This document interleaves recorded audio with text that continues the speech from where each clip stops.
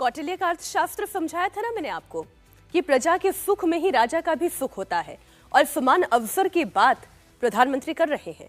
जब कश्मीर को special status मिला था, यानी कि अनुच्छेद 370 लागू था, तब और अब कितना फर्क आया है। जब जम्मू कश्मीर से अनुच्छेद 370 को खत्म किया गया, पिछले 4.5 साल में कश्मीर की तस्वीर कितनी बदल चुकी है। आइए इसकी बानगी आपको दिखाती हूं। 2 तस्वीरें हैं आपके सामने। ये दोनों तस्वीरें श्रीनगर के लाल चौक की तस्वीरें हैं। एक तस्वीर अनुच्छेद 370 खत्म होने से पहले की है। सन्नाटा है, दुकानों पर शटर चढ़ा हुआ है, लोगों का रोजगार ठप है। दूसरी तस्वीर देखें, 370 के खात्मे के बाद की है। दोनों तस्वीरें देखकर ही आप हालात का अंदाजा लगा सकते हैं कि कश्मीर कितना बदल चुका है।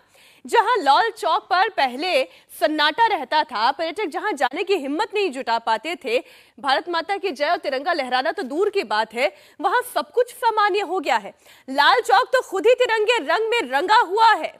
पर्यटक भी आते हैं, लाल चौक गुलजार भी होता है, और तभी तो मोदी कहते हैं कि अगर भारत को विकसित बनाना है तो कश्मीर को विकसित करना जरूरी है।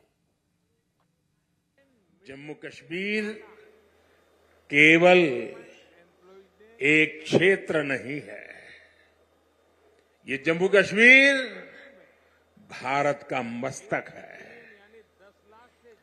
और ऊंचा उठा मस्तक ही विकास और सम्मान का प्रतीक होता है।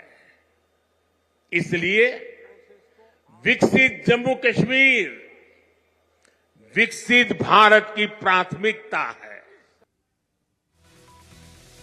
4.5 साल कश्मीर कितना बदला है, इसे समझने के लिए अब एक और तस्वीर आपको दिखाती हूं। तस्वीरें झूठ नहीं बोलती हैं। 2019 से पहले पत्थरबाजी की तस्वीर, जब कश्मीर में पत्थरबाजी होना यही कश्मीर की पहचान बन गई थी। युवाओं के हाथ में पत्थर थे और टारगेट पर सेना और सुरक्षा बलों के जवान होते थे। लेकिन 5 अगस्त 2019 को जब कश्मीर का स्पेशल स्टेटस खत्म हुआ तो वहां विकास की नई धारा बहने लगी। मोदी का स्पेशल फोकस कश्मीर का विकास था, इसलिए अब वहां के युवाओं के हाथ में लैपटॉप है, रोजगार है, उनके हाथों में तिरंगा है, कुछ कर गुजरने का मनोबल है, और वो कश्मीरियों की क्षमता भी है। आजादी के बाद से लेकर अनुच्छेद 370 के खत्म होने तक कश्मीर के सीने में सबसे ज्यादा खंजर सीमा पार से घोंपा गया।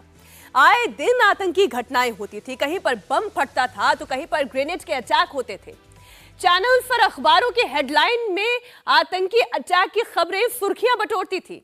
लेकिन अब वहां पर आतंकी घटनाओं में कमी आई है। साल 2016 से लेकर अनुच्छेद 370 हटने तक 930 आतंकी घटनाएं हुई, लेकिन 370 हटने के बाद वो आंकड़ा घटकर 600 के पास पहुंच गया है। कश्मीर घाटी की हम बात कर रहे हैं। कश्मीर घाटी पहले संगीनों के साए में रहती थी। पर्यटकों और आम कश्मीरियों को घरों से निकलने में डर लगता था। फ्रिस्किंग भी होती थी तो ऐसा लगता था न जाने क्या हो जाए। उन्हें इस बात का डर होता था कि न जाने कब कहां से अटैक हो जाए, कब कहां से अचानक कोई आतंकी आए और लगातार गोलियां की बौछार कर दे। लेकिन अनुच्छेद 370 हटने के बाद तस्वीर बदल गई। अब दिन की बात तो छोड़ दीजिए, रात में भी लोग अपने घरों से बाहर निकलते हैं, मार्केट बाजार गुलजार रहते हैं। और इसी बदलाव की बात तो जम्मू कश्मीर के उपराज्यपाल मनोज सिन्हा कह रहे हैं। 70 सालों में कोल्ड स्टोरेज और सीए चेन की जो क्षमता थी, उसकी 2.5 गुना क्षमता पिछले 4 वर्षों में जम्मू कश्मीर में बढ़ी है। ये हम आपको बताना चाहते हैं। स्टार्टअप, हर नेक्स्ट डे एक नया स्टार्टअप शुरू हो रहा है। कश्मीर के शहरों में ईज ऑफ लिविंग की व्यवस्था की जा रही है। नए शॉप और मॉल बन रहे। इमार ग्रुप यहाँ मॉल बना रहा है, लुल्लू यहाँ सीए चेन बना रहा है। 30-32 सालों बाद मल्टीप्लेक्स और सिनेमा भी कश्मीर में चालू हुआ है, और बॉलीवुड रोज कोई न कोई किसी फिल्म की शूटिंग यहाँ कर रही है। 2019 के पहले कश्मीर घाटी के लोग नाइट लाइफ का आनंद उसकी कल्पना भी नहीं कर सकते थे। आज वो भयमुक्त होकर देश के अन्य नागरिकों की तरह जीवन की इन खुशियों से अपना समय व्यतीत कर रहे हैं। मुझे याद है, आज से 1.5 साल पहले मैं एक कार्यक्रम में गया था अमर सिंह क्लब में।